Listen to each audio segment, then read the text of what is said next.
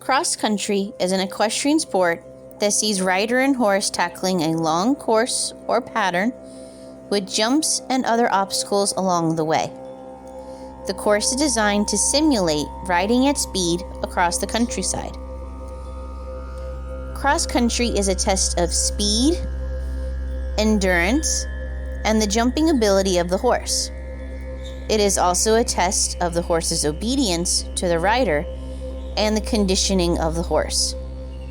An expert cross-country rider will need to demonstrate their knowledge of pace and the ability to ride technically for extended distances. As the rider and horse compete at higher levels, the courses will become more difficult with higher, trickier fences and longer distances. There is a wide variety of cross-country jumps available to course designers, ranging from natural obstacles like a tree trunk to a man-made obstacle like a tire fence. Some factors affecting a jump's difficulty can include its height, width, and design, as well as its proximity to other fences and where it's placed within the terrain.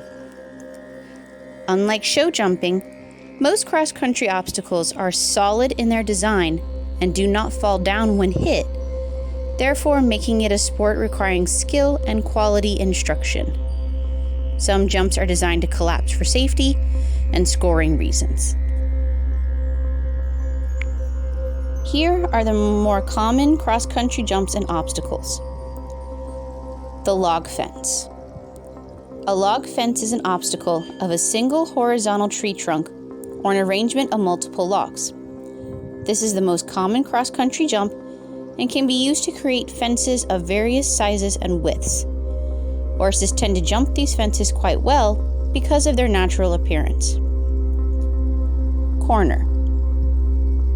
Corner fences are triangular in shape and require the horse to jump over one corner, an action that requires practice to master without the horse running around the jump. Angled fence. An angled fence is a post and a rail jump that is placed at an angle rather than head-on. This makes it more of a challenge to jump, as the horse could more easily run around it. Gate. A gate is a fixed wooden fence that is typically in the style of a countryside gate. This fence can be increased in difficulty with more height or through positioning. Wall. A solid wall that is topped with a wooden beam. The difficulty can be increased by adding more height to the wall, coming from an angled approach, or by challenging terrain that's on the course. Coffin. The coffin is a combination fence with 3 elements in one: a jump, a ditch, and a final jump. The difficulty can be boosted by increasing the height, width, and/or depth of each of these 3 elements. Water.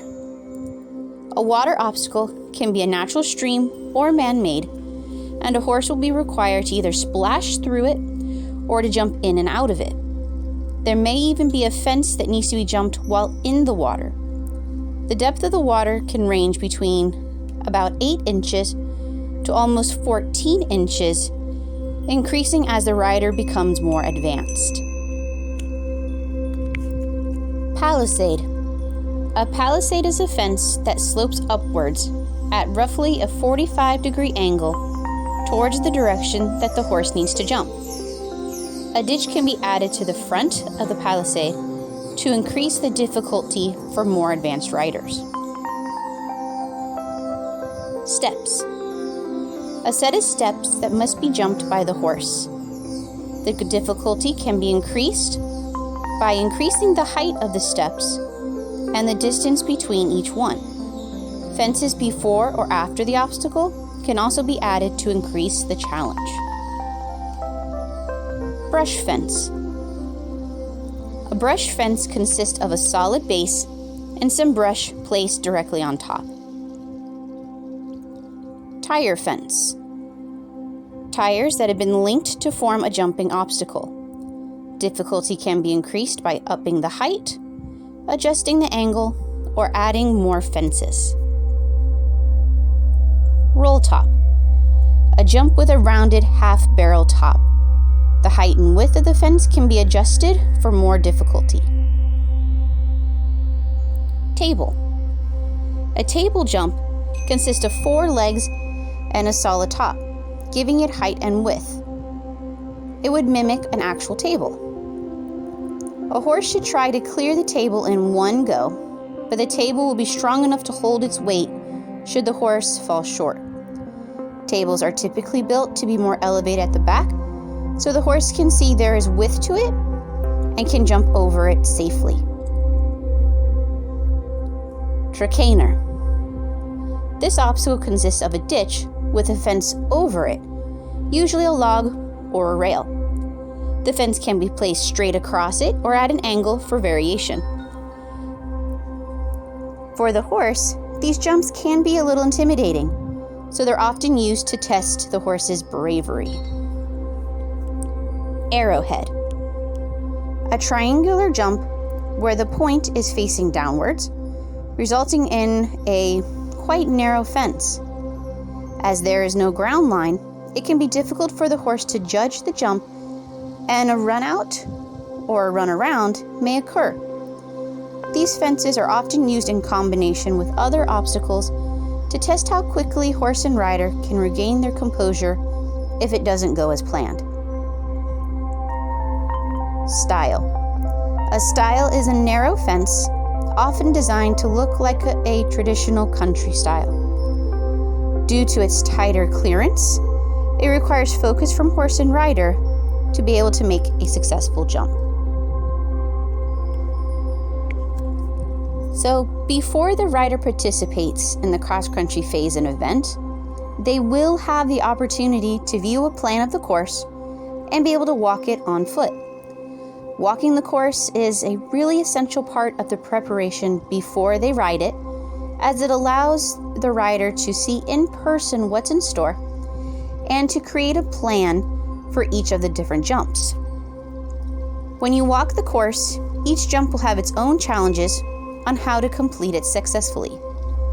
These considerations are what type of fence it is, the ground or footing in front and around it, whether it's in the shade or sunlight, to give time for the horse to adjust its eyesight, terrain, the easiest path to get towards the jump, and how many strides or the distance that's needed in the approach to the jump and during the jump.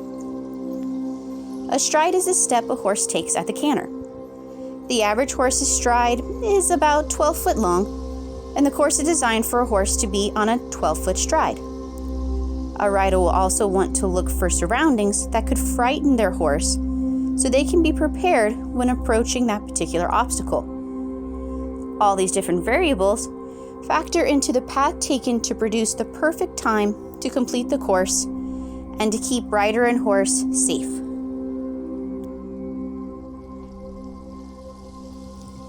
Event organizers set the rules as to what type of equipment can be used for any portion of the 3-day riding event, including the saddle type, bridle, bit combinations, and the rider's apparel. Horse boots, which may be worn in other competitions, may be forbidden or illegal in the dressage tests. And there are rules specifying whether riders may use blinders, earmuffs, or other equipment during the show. Before an event, the organizer supplies the competitors with a set list of rules and regulations as to what constitutes legal and illegal equipment and what is considered appropriate treatment of the horse. Safety headgear for riders is usually obligatory. That means that it is required for you to be able to ride. Ignoring any of these rules can get a rider eliminated from the competition before they even get started. In all competitions, the rider must wear a riding helmet but not the traditional type of helmet you might wear in the show ring, but a jockey-style skull cap with no peak. Generally, riding hats fall into two categories, either jockey skulls or riding helmets. The peak is the visor that's in front of the helmet that stops the sunlight from hitting your eyes. The other items required for cross-country riding are a long-sleeve shirt, light-colored breeches or pants, plain black boots, or full-grain smooth leather gaiters with matching boots. Gaiters are closely fitting half chaps cut in the traditional riding boot style, most often made of leather. Each competitor must wear a competition number on the front and the back of their body, and a body protector must be worn. You can also wear gloves, spurs, carry a whip, or wear an inflatable air jacket as long as it is allowed in the rules. An English saddle with a cantle and a pommel is required. The saddle must be brown, black, gray, or navy to be able to be used. Now those saddles, they also have to have stirrup leathers and irons that are attached in the traditional way in order to be used as well. A saddle pad can be used provided it is the same color as the saddle. A bridle with a bit, brow band, and nose band must also be used. Certain kind of bits, such as a gag bit, pelham bit, hackmore, or even a bitless bridle, can also be used.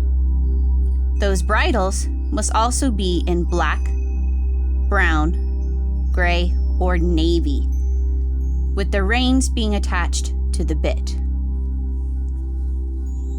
Now, nothing that affects the horse's vision is allowed. For example, racehorses sometimes wear something called blinkers to help them focus, but a cross-country course must be able to have a horse see with a full range of vision. If they aren't able to see, they can become startled more easily, and they're more likely to hurt themselves on the course. Most horses that compete in the cross-country events are thoroughbreds, thoroughbred crosses, like the Irish horse, lightly built warmbloods, or warmbloods with a high degree of thoroughbred breeding, but quarter horses and Morgans make great beginner cross-country horses as well. The breed of horse needed is determined by the level of difficulty of the course, but all breeds can be used in cross-country.